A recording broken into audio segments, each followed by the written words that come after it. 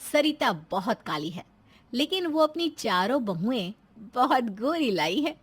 बड़ी बहू छाया, उसके बाद चंचल, उसके बाद आशा और सबसे छोटी बहू मीनू है। चारों बहुओं की आपस में बहुत जमती है, उनके बीच में प्यार है। लेकिन सरिता को ऐसा लगता है कि उससे घर में कोई नहीं पूछता। अब सरिता की ये सोच सही है ये गलत, ये तो हमें आगे कहानी में ही पता चलेगा। छाया बहू, छाया बहू, आज तुमने मुझे नाश्ता नहीं दिया। तभी चंचल जवाब देती है, माँ जी मैं आपके लिए ही नाश्ता बना रही हूँ, अभी लाती हूँ। तुम चारों की अलग ही कहानी है। छाया से कुछ पूछती हूँ तो तू जवाब देती है। अरे छाया ने क्यों नाश्ता नहीं दिया मुझे? माँ जी वो आपकी बेटों के लिए लंच पैक कर रही है ना, इसलिए उन्होंने नाश्ता नहीं दिया। तो वकील है क्या छाया की? जो भी उससे पूछ रही हूँ तू जवाब दे रही है। और ये आशा कहाँ है, सुबह से दिखाई नहीं दी। माँ जी मैं बुलाकर लाती हूँ आशा को। छाया आशा को बुलाकर लाती है। क्या हुआ माँ जी, आपने मुझे बुलाया? हाँ बहू, मैंने तुझे कल अपनी दवाई लाने के लिए कहा था, तू लाई या नहीं? सरिता की बात सुनकर मीनू बोलती है, माँ जी आशा दीदी नहीं लाई दवाई, वो कल मुझे मार्केट जाना था ना, तो मैं ही आपकी दवाई लेकर आ गई। तुम सब एक दूसरे की वकील हो? काम किसी को दो, करता कोई और है। सवाल किसी से पूछो, जवाब कोई और ही देता है। अगर नाश्ता बन गया हो तो दे दो, मुझे दवाई भी खानी है। चंचल अपनी सास को नाश्ता दे देती है। इस तरह चारों बहुएं एक दूसरे का काम में हाथ बटाती और मिलकर रहती। सरिता का रंग बहुत काला है, इसलिए सरिता को लगता कि उसकी बहुएं उसे पसंद नहीं करती। एक दिन सरिता घर के आंगन में बैठी हुई थी, तभी उसकी पड़ोसन कजरी वहां आ गई। सरिता बहन क्या कर रही हो? हाँ वाह कजरी बहन, अरे कुछ भी नहीं कर रही, ऐसे ही बैठी हूँ। बहुओं के राज में आराम कर रही हो ना? हाँ बुढ़ापे में और क्या करेंगे। तुम सुनाओ आज कैसे आना हुआ? घर में कोई नहीं था तो आ गई आपके पास। वैसे सरिता बहन कुछ भी कहो, आप हो बहुत किस्मत वाली। खजरी बहन, आज तुम्हें मेरी किस्मत पर कैसे नाज होने लगा? बुरा मत मानना बहन, आपका रंग चाहे जैसा भी हो, लेकिन आप अपनी बहुएं बहुत सुंदर लाई हो।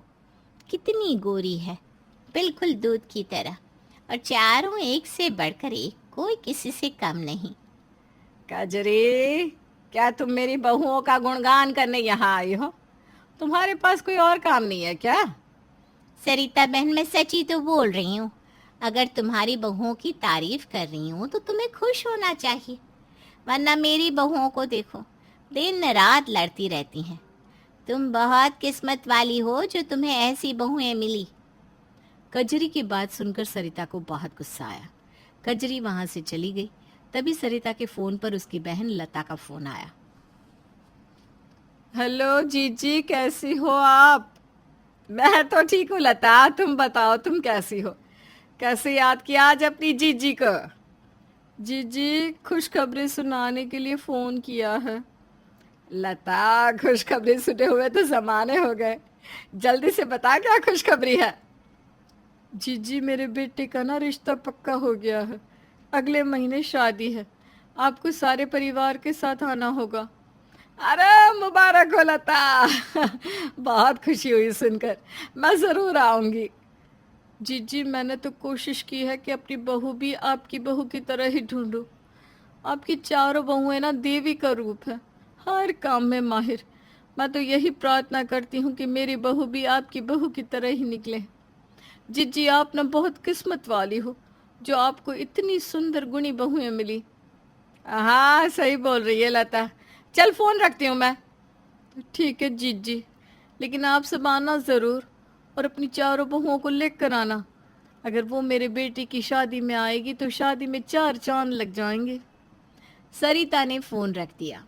सभी सरिता की चारों बहुओं की तारीफ करते हैं तो सरिता को अच्छा नहीं लगता। एक दिन सरिता अपने बेटों के पास बैठी हुई थी, तभी वो कहने लगी, तुम चारों को मैंने जन्म दिया, पाल पोस कर बड़ा किया, इतनी सुंदर लड़कियों से शादी करवाई, लेकिन मैं तो काली हूं, तुम अपनी सुंदर बीवियों की ही सुनोगे ना।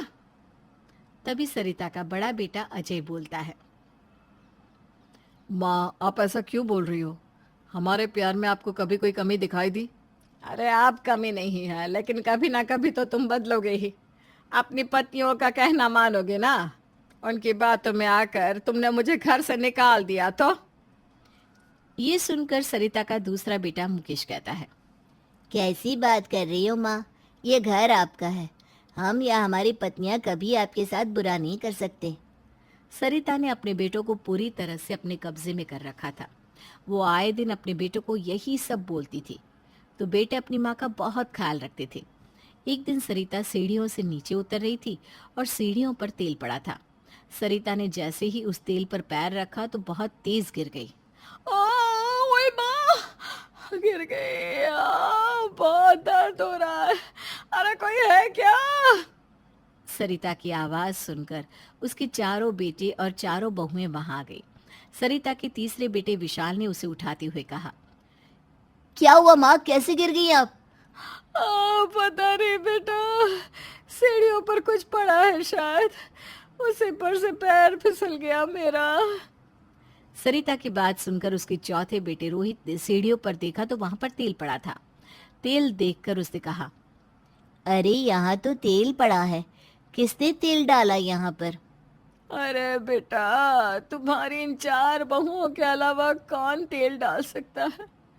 अरे तुम सबकी आंखों में खटक रही हूँ तो ऐसे ही बता दो, मैं अपनी बहन के पास चली जाऊंगी। कम से कम ऐसे गिरा गिरा कर मेरे हाथ पैर तो मत तोड़ो। माँ जी, हमने कुछ नहीं किया, हमने यहाँ तेल नहीं डाला।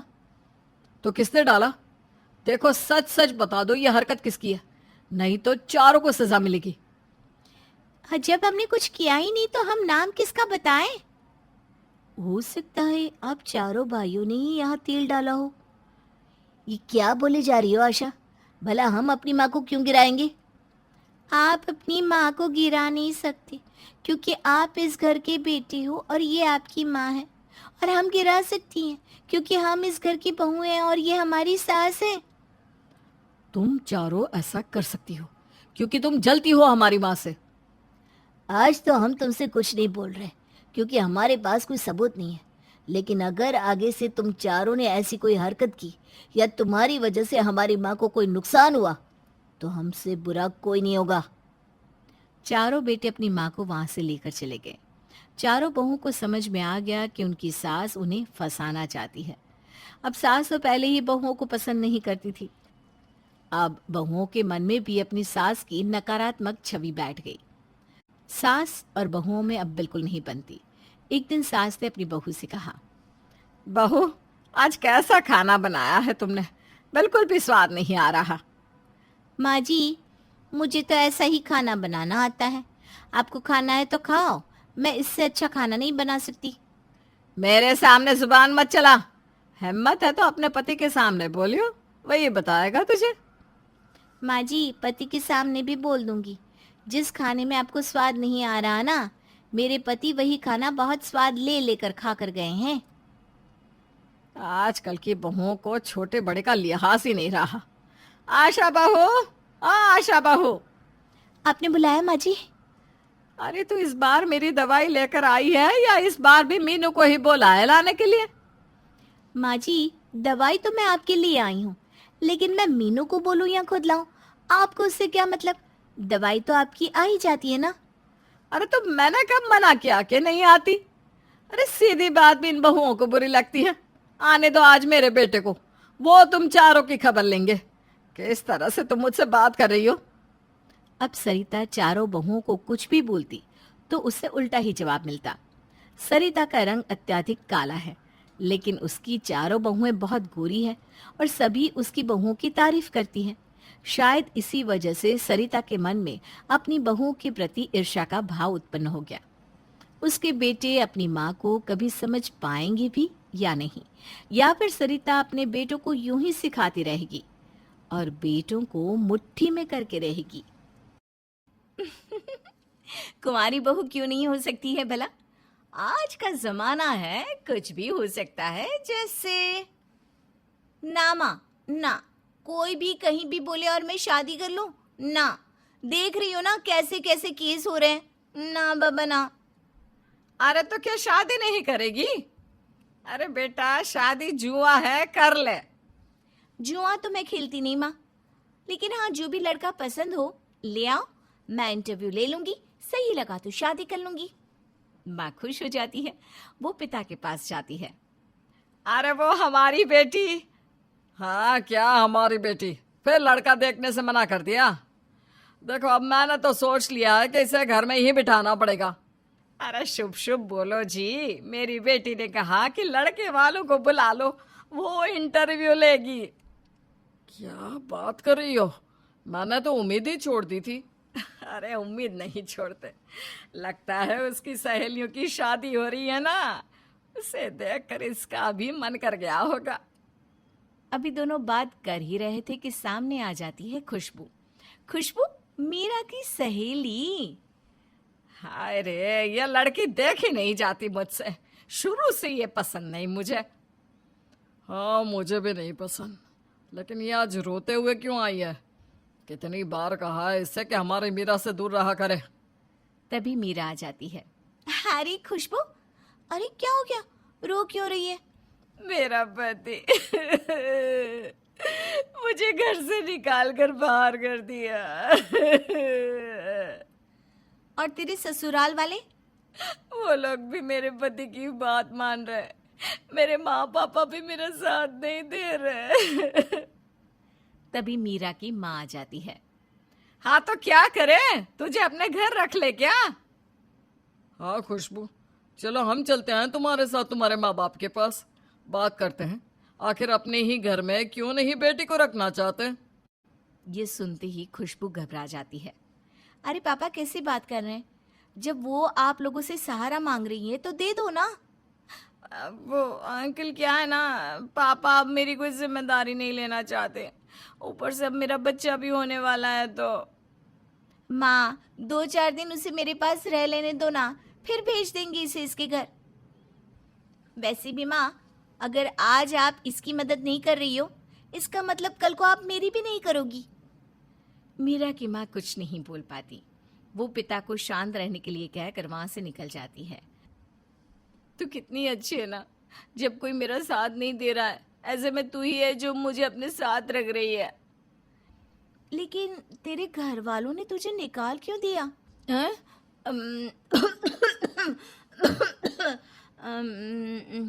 वो क्या है ना, उन लोगों को दहेज मिल गया और मेरे पति भी मतलबी निकले, इसलिए निकाल दिया घर से बाहर। अब ससुराल की निकाली लड़की को कौन घर में रखता है? देख, मैं तो कहती हूँ तू भी ना शादी सोच समझ कर करना। हाँ हाँ, मैं तो शादी पूरी शर्तों के साथ करूंगी। खुशबू मीरा को शादी की कई डरावनी बातें बताकर जाती है। फिर वो दिन भी आ जाता है जब मीरा को देखने लड़के वाले आते हैं। सारी बात होने के बाद, माना आप लोगों को मैं पसंद आई हूँ, लेकिन जैसा दिखता है वैसा होता तो नहीं ना। मतलब तुम कुछ और हो क्या? देखिए, सब ऐसे ही बोलते हैं। शादी के वक्त मेरी सहेली है ना खुशबू। तभी मीरा की माँ बोल पड़ती है। अरे तू उसकी बात रहने दे बेटा, वो लड़की ही कुछ और है। कौन लड़की? कैसी लड़की बहन जी, जरा हमें भी तो बताइए। मैं बताती हूँ। मेरी सहेली है खुशबू। उसकी भी शादी हुई, लेकिन सास ससुर ने उसे लड़ झगड़ कर भगा दिया। पति ने भी निकाल दिया। अब उसे तो उसके माँ बाप भी नहीं रख रहे हैं। देखिए, मैं ऐसा नहीं सह सकूंगी, इसलिए शादी के लिए मेरी शर्तें हैं। अरे नहीं नहीं, हमें शर्त वर्त वाली लड़की नहीं पसंद। हम तो शादी के लिए खुद ही मना कर देते हैं। नहीं माँ, मैं शादी मीरा से ही करूंगा। माना इसकी सहेली का शादी को लेकर अनुभव ठीक नहीं है, उसका मतलब यह तो नहीं कि शादी सही नहीं है। माँ, मैं तो इसी से शादी करूंगा। माँ को भी लगता है कि लड़की बहू बनकर आएगी तो सब ठीक हो जाएगा। वो शादी के लिए हाँ कर देती है। फिर शादी के बाद, देखो, जब तक मैं नहीं कहूँगी मुझे हाथ नहीं लगाना। और हाँ, सासू माँ को बोल देना कि मैं उनमें से नहीं हूँ जो 5 बजे उठकर चाय दे। समझ गए ना? अगले रोज सुबह मीरा की आंख खुलती है तो पति तैयार होकर ऑफिस जा रहा था और सासू माँ सामने चाय लेकर खड़ी थी। ओह, मुझे ज्यादा देर हो गई, आप लोगों ने उठाया क्यों नहीं? वो क्या है ना, रात में तुम झांसी की रानी बन गई थी तो मैं तो डर गया था। अरे क्यों सता रहा है मेरी प्यारी बहू को। वो क्या है ना बेटा, एक दिन में तो आदत बदली नहीं जा सकती, इसलिए ये ले चाय पी ले। चाय रखकर सास चली जाती है। मीरा पति की ओर देख रही होती है जो उसकी ओर बिल्कुल भी नहीं देखता। कैसे हैं ये, इतनी प्यारी बीवी साथ में है लेकिन देख भी नहीं रहे। क्या बात करूं? फिर मीरा को रात की बात याद आ जाती है और वो चुप हो जाती है। अच्छा मीरा, मैं जा रहा हूँ, रात में देर हो जाएगी, तुम खाना खाकर सो जाना। क्यों क्यों देर हो जाएगी? वो क्या है ना, कल से वीकेंड है तो मैं क्या करूँगा, घर में दोस्तों के साथ घूमूंगा थोड़ा। पति चला जाता है। मीरा भी घर का काम करके फ्री हो जाती है तो देखती है कि खुशबू का मैसेज आया था। ओह, खुशबू का मैसेज, ऐसा करती हूँ फोन ही कर देती हूँ। ये सोचकर मीरा खुशबू को फोन करती है। अरे मीरा कैसी हो, शादी में नहीं आ पाई। तुम ना अपने पति से दूर ही रहना, देखा ना मेरे साथ क्या हुआ, मेरा पति कैसा निकला। हाँ थैंक्स यार, मैं तो दूर ही रहती हूँ, ठीक लगा तो ओके, वरना मैं तो अपने घर चली जाऊंगी। हाँ। और ये सास से ना जरा ऊंची आवाज में ही बात करना, नीची आवाज में बोलोगी तो तुम्हारे सर पर चढ़कर नाचेंगी। देख रही हो ना मेरी वाली को। हाँ हाँ देखा मैंने, मैं तो जूती में रखूं सास को। अच्छा खुशबू मैं रखती हूँ, लगता है मायके से माँ पापा आए हैं। अभी तो आएंगे ही ना, तेरी सास ने फोन किया होगा लेन देन के लिए। अरे बड़ी लालची किस्म की होती हैं ये सासें। खैर मीरा कमरे से बाहर जाती है जहाँ देखती है कि माँ पापा के हाथ में ढेर सारा सामान होता है। अरे क्या जरूरत थी, देखिए मैं तो ये सामान नहीं रख सकती। मंगाया खुद ही होगा और अब हीरोइन बन रही है, पर कोई ना, मैं तो सब जानती हूँ।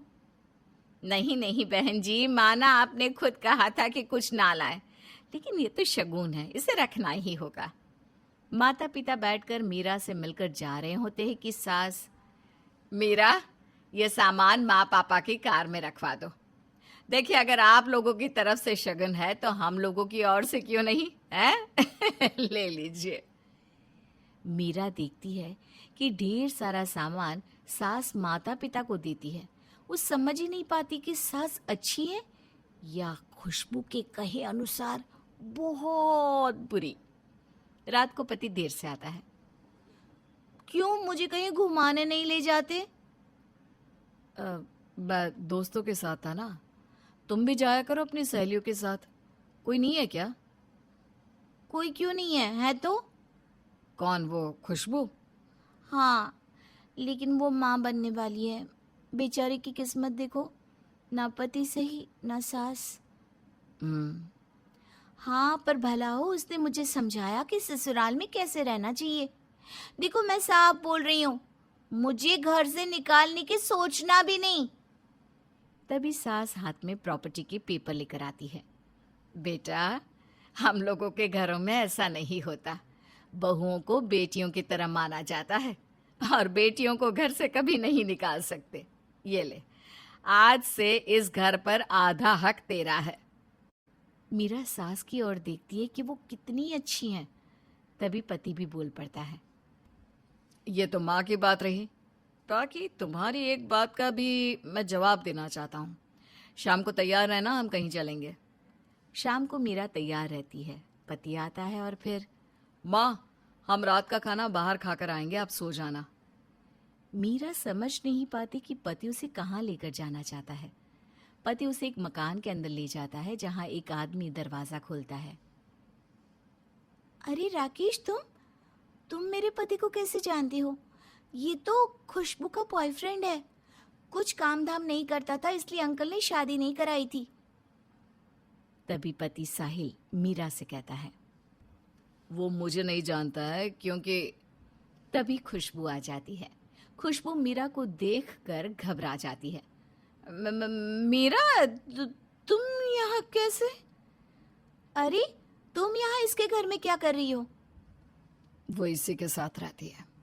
दरअसल शादी के बाद ये अपने ससुराल से भागकर यहाँ आ गई थी, लेकिन उन लोगों से पैसा हड़पने के लिए झूठा नाटक कर रही थी। और यह बच्चा इसके पति का नहीं, बॉयफ्रेंड का है, जिसके बाद इसके ससुराल वालों ने इसे निकाला और पति ने भी नहीं अपनाया।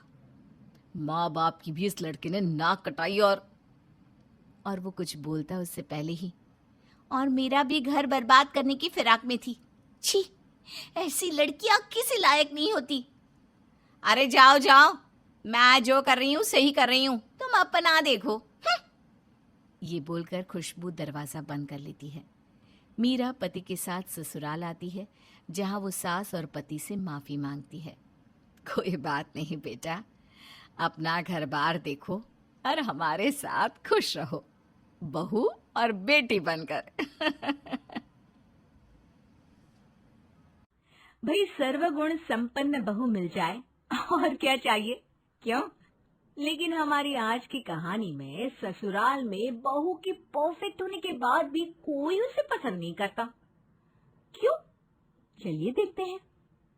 बहू, आज रात में कुछ अच्छा सा बना देना।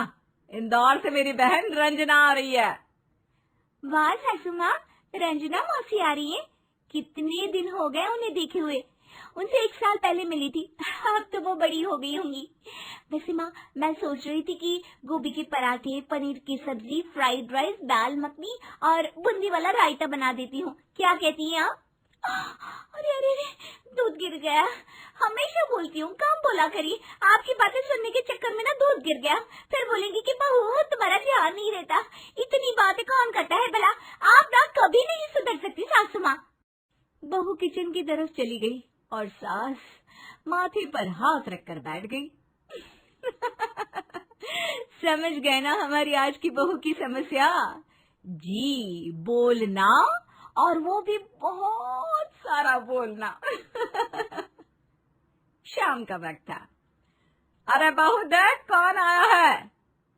बहू मौसी के पैर छूती है और वो कुछ बोलती इससे पहले ही मालूम है आप क्या बोलेंगी? दूधो नहाओ, फूलो फलो। मौसी कुछ नया आशीर्वाद दीजिए ना। ये सब ओल्ड फैशन हो गया है आज के जमाने में तो। अरे बहू बातें ही करेगी या चाय नाश्ता भी कुछ लाएगी हैं? अरे सासू माँ, मैं कहाँ बातें कर रही थी, मौसी जी ही तो मुझसे बात कर रही थी। अगर ना बात करूंगी तो आपको भी बुरा लगेगा और मौसी जी को भी। क्यों है ना, सच में दोनों बहनें ना एक जैसी हैं, बहुत बातें करती हैं आप दोनों। आपके चक्कर में इतनी देर हो गई, नहीं तो मजाल मेरे मुंह से एक शब्द भी निकले। बहू की जाते ही मौसी का हंस हंस कर बुरा हाल हो गया। तू हंस रही है, ये ऐसे ही बातें करती रहती है और सारा ठिकरा हमारे मत्थे पर डाल देती है। फुल नौटंकी करती है तुम्हारी बहू। इसके रहने से तो घर चहचहाता रहता होगा। अरे अभी तो शुरुआत है, देखती जा। अनु, मेरी फाइल कहाँ है? आपकी फाइल चेयर पर रखी हुई थी, लेकिन शोर मचाकर सबकी नींद हराम कर दी आपने। Excuse me?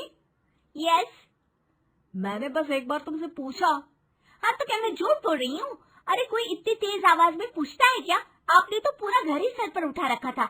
फाइल कहाँ है, फाइल कहाँ है? काम करे आप और फाइल का एड्रेस मेरे पास हो। वाह खूब। वैसे उस फाइल में है क्या जो आप इतनी शिद्दत से खोज रहे थे? अरे गलती हो गई मुझसे, जो मैंने तुमसे पूछा। छोटी सी बात को बढ़ाना कोई तुमसे सीखे? क्या कहना चाहते हैं आप? मैं बात को बढ़ाती हूँ, मैं बात को बढ़ाती हूँ? अरे मैं तो आपसे कभी कुछ बोलती ही नहीं हूँ। आप भी हमेशा अनु ये कहाँ है, वो कहाँ है, सभी चीजों का एड्रेस मुझसे पूछते रहते हो। कौन पूछता है? अभी किसने पूछा कि फाइल कहाँ है? अरे क्या हुआ, रात में इतना शोर? बहू क्या हुआ है? सासू माँ, आप अपने बेटे को समझा दीजिए। हर वक्त मुझे डांटते रहते हैं कि मैं बात को बढ़ाती हूँ। अब जब इन्हें बोलने वाली बीवी मिली है तो इन्हें पता चलता है कि बात बढ़ाना क्या होता है। अरे बताओ जरा इन्हें। और मौसी जी आप भी बताइए। अच्छा मौसी जी, आप ना सासू माँ के कमरे में सोने वाली है ना, लेकिन एक राज की बात बताओ, आज आप सो नहीं पाएंगी। अरे क्यों नहीं सो पाऊंगी? अरे सासू माँ बहुत खर्राटे मारती हैं, और तो और नींद में बड़बड़ करने की भी इतनी आदत है। बहू अपने कमरे में जा, रात बहुत हो गई है। तुम्हें हर वक्त मस्ती सूझती है। बहू सुन, एक राज की बात बताऊं? क्या? मैं भी ना रात में खर्राटे मारती हूँ। अच्छा, खानदानी बीमारी है। तभी तो मैं भी बोलूं आप दोनों भी एक जैसी, मतलब आप दोनों कितनी बातें करती हो। आप दोनों का मुंह नहीं थकता क्या? जब से मैं कमरे में आई हूँ आपका मुंह तो बंद ही नहीं हो।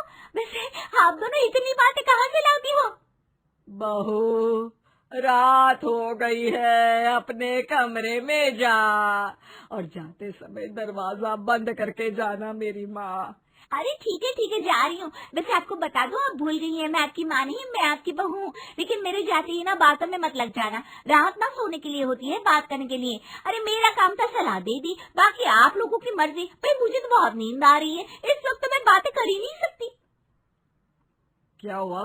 मेरी शिकायत करने गई थी ना माँ के पास? हाँ गई तो थी। तो शिकायत करने में इतनी देर लगती है क्या? अरे आप अपनी माँ को नहीं जानते क्या?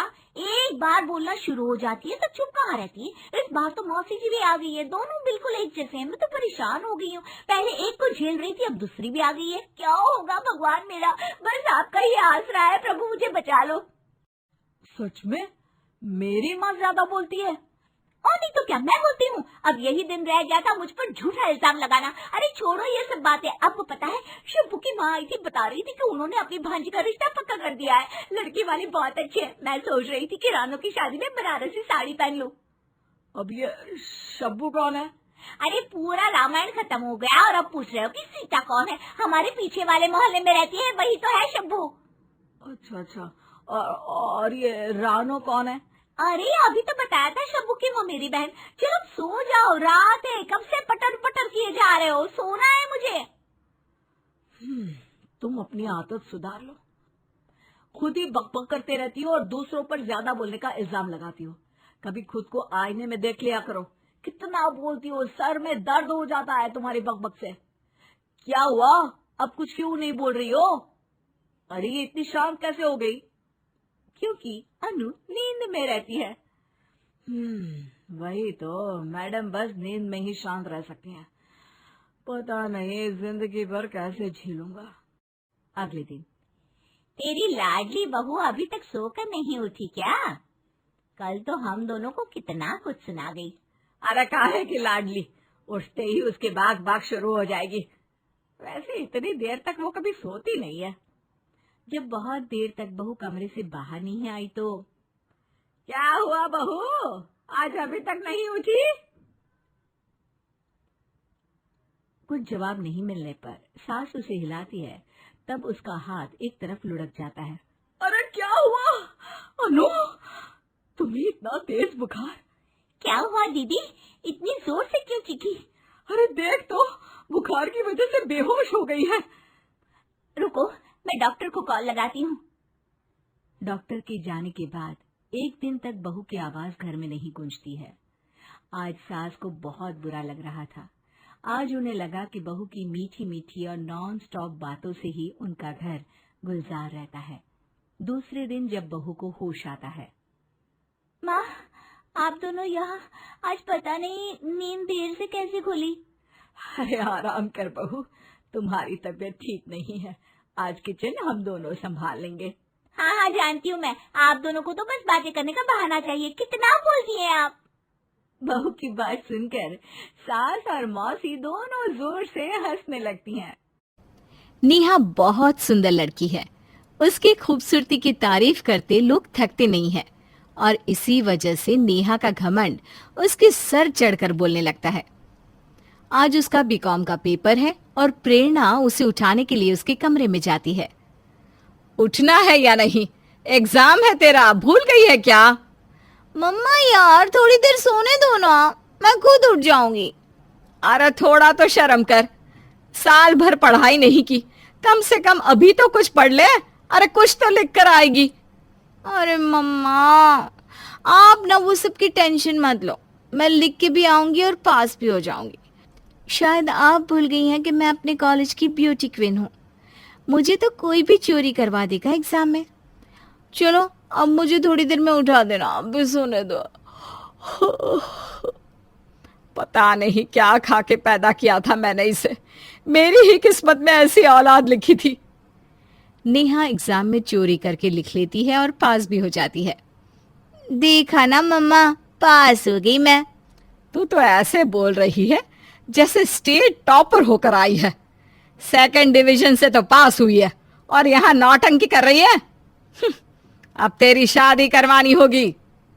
प्रेरणा नेहा के लिए लड़का देखने लगती है। नेहा के लिए रिश्ते की कोई कमी नहीं थी। एक से बढ़कर एक रिश्ते नेहा के लिए आने लगते हैं। तुझे कौन सा लड़का पसंद है, देख ले। देख लो मम्मा, कितने लड़कों का फोटो आ रहा है। अब मान गई ना अपनी बेटी को कि वो कितनी सुंदर है।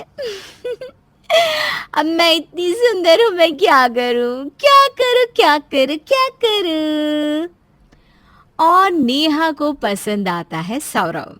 उधर सौरव की माँ रीटा महेश से कहती है, मुझे बहू तो सुंदर चाहिए, चाहे वो घर का कोई काम करे या नहीं, लेकिन उसे देख मोहल्ले वाले बोले, क्या बहू लाई है रीटा।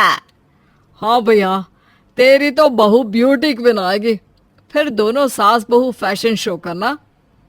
सौरव अपने परिवार के साथ नेहा के घर जाता है और दोनों एक दूसरे को पसंद कर लेते हैं। दोनों की शादी हो जाती है।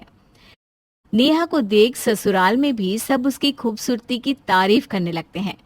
उसकी मुंह दिखाई में मोहल्ले की कई औरतें आती है और उसे देखकर कहती है, बहू तो बहुत सुंदर है, एकदम चिकनी। तेरे तो भाग ही खुल गए रीटा, जैसी बहू चाहिए थी तुझे वैसी ही मिल गई। दिन भर भगवान से जो चिकनी बहू मांगती थी, आखिर भगवान ने सुन ही ली तेरी। ऐसी बहू तो पूरे मोहल्ले में किसी के यहाँ नहीं आई है। हाँ। रीटा फूले नहीं समाती है और मन ही मन उसके दिल में लड्डू फूटने लगते हैं। नेहा दिन भर सजती संवरती ही रहती। पूरा दिन वो कुछ न कुछ अपने चेहरे पर लगाती रहती। कुछ दिनों तक तो ये सब रीटा को बड़ा अच्छा लग रहा था, लेकिन फिर कुछ दिनों बाद उसे ये सब अखरने लगता है। एक दिन रीटा नेहा से कहती है, बहू, मैं और तेरे ससुर जी कुछ दिनों के लिए गांव जा रहे हैं। मेरे बेटे और उसके खाने का अच्छे से ध्यान रखना। हाँ। मम्मी जी, आप टेंशन मत लीजिए, मैं सब देख लूंगी। रीटा और महेश गांव के लिए रवाना हो जाते हैं। दूसरी ओर नेहा हमेश की तरह अपने मेकअप में ही लगी रहती है। रात को सौरभ जब घर आता है और उसे भूख लगी होती है, वो नेहा से कहता है, नेहा, बहुत तेज भूख लग रही है मुझे, खाना लगा दो ना। खाना? अरे वो तो मैंने बनाया ही नहीं है। क्या? तो इतनी देर से तुम क्या कर रही थी? पता नहीं था क्या कि मम्मी नहीं है, तुम्हें ही सब कुछ देखना है? पागल हो गई हो तुम अपने इस चिकने रूप के पीछे। दिन भर लीपा पोती करने के अलावा कुछ नहीं करती। अरे घर का काम भी करना होता है। देखो, तुम्हें जो भी बोलना है बोलो, लेकिन मेरे इस मेकअप और चिकने रूप के बारे में कुछ नहीं सुनने वाली मैं। हाँ। सौरव गुस्से में घर से चला जाता है और बाहर ही खाकर आ जाता है, लेकिन इन सब से नेहा को कोई फर्क नहीं पड़ता।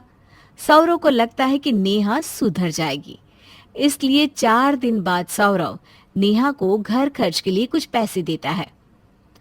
5 दिन हो गए, मैंने पार्लर का मुंह भी नहीं देखा। यही मौका है और पैसे भी है, चली जाती हूँ मैं। नेहा पार्लर जाकर दुल्हन की तरह सब कुछ करवा लेती है और घर खर्च के सारे पैसे खत्म कर देती है। सौरव नेहा को देखकर मोहित हो जाता है और कुछ पल के लिए सब भूल जाता है। चलो आज बाहर चलते हैं, मेरी मैडम ने आज मेरा दिल खुश कर दिया। दोनों रेस्टोरेंट में खाकर वापस आते हैं। अगले दिन जब महेश और रीटा गांव से वापस आते हैं, तब रीटा नेहा से कहती है, बहू, वो पैसे कहाँ है जो सौरव ने तुम्हें घर खर्च के लिए दिए थे? मम्मी जी, वो पैसे तो खर्च हो गए। क्या? घर में राशन के नाम पर कुछ नहीं है और पैसे खर्च भी हो गए? अरे क्या किया तुमने इतने पैसों का? वो तो पार्लर में खर्च हो गए हैं मम्मी जी। क्या? इस तरह से तो तुम हम लोगों को बेच दोगी। मैंने ऐसी बहू नहीं मांगी थी। घर का एक काम तुमसे होता नहीं, बस पार्लर में बिठा लो इसे। अब तो सौरव भी नेहा से कटा कटा सा रहने लगता है और ये दूरियां नेहा को चुभने लगती है। अभी मैं चिकनी बनकर आऊंगी ना तो सौरव की आंखें मुझ पर से हटेगी नहीं और वो वापस मेरे पास आ जाएगा। सौरव या मम्मी जी से पार्लर के लिए पैसे मांगूंगी तो ये लोग मुझ पर चिल्लाएंगे। ऐसे भी इन्हें मेरा पार्लर जाना पसंद नहीं है। ये जेवर बेच देती हूँ, ये किस काम आएंगे। नेहा अपने ससुराल से दी गई सारी ज्वेलरी बेच देती है और बहुत सारे कॉस्मेटिक प्रोडक्ट्स ले आती है। पार्लर में जाकर पेडिक्योर, मैनिक्योर और बहुत कुछ करवाती है और चिकनी चमेली बनकर सौरव के सामने घूमने लगती है। लेकिन सौरव तो उसे एक नजर उठाकर भी नहीं देखता। नेहा से ये बर्दाश्त नहीं होता और वो सौरव से कहती है, मेरे जैसी सुंदर लड़की तुम्हें नहीं मिल सकती है। कॉलेज की सारी लड़की मुझ पर मरते थे और तुम मुंह घुमाकर जा रहे हो।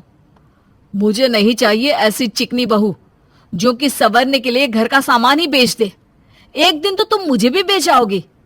तुम्हें क्या लगा मुझे ये सब पता नहीं चलेगा? अरे इंसान की पूछ उसके काम से होती है, ना कि उसके रूप से। सौरव कमरे से बाहर चला जाता है। नेहा रोने लगती है और सोचती है, ये शुक्लाइन तो इतनी बदसूरत और काली है, मेरी तरह खूबसूरत भी नहीं है, फिर भी शुक्ला जी उसे इतना प्यार करते हैं। आज भी दोनों साथ है। अगले दिन नेहा सुबह से उठकर शुक्लाइन पर नजर रखती है। शुक्लाइन दिन भर अपने घर के काम करती रहती है, बच्चों को संभालती है। पूरे दिन में 1 मिनट भी शुक्लाइन खुद के लिए नहीं निकाल पाती। ये सब देखकर नेहा को एहसास होने लगता है कि रूप नहीं, गुण की पूजा होती है। मम्मा ठीक ही कहती थी। काश मैं भी घर का कामकाज सीख लेती और इस सुंदरता के चक्कर में नहीं पड़ती तो मेरा सौरव आज मेरे पास होता। अगले दिन नेहा साड़ी पहनकर एक अच्छी बहू की तरह सबके सामने आती है और रीटा के काम में हाथ बटाने लगती है। अपने हाथ से नाश्ता बनाकर सौरव के पास लेकर जाती है। मुझे माफ कर दो सौरव, अब मैं समझ गई हूँ ये सुंदरता मन से होती है, मेकअप से नहीं। मेकअप से हम 2 दिन किसी को अपने वश में कर सकते हैं, लेकिन जिंदगी भर नहीं। आपका गुण ही आपकी पहचान है। तुम ये समझ गई हो और मुझे क्या चाहिए? अब मैं तुमसे कभी दूर नहीं जाऊंगा।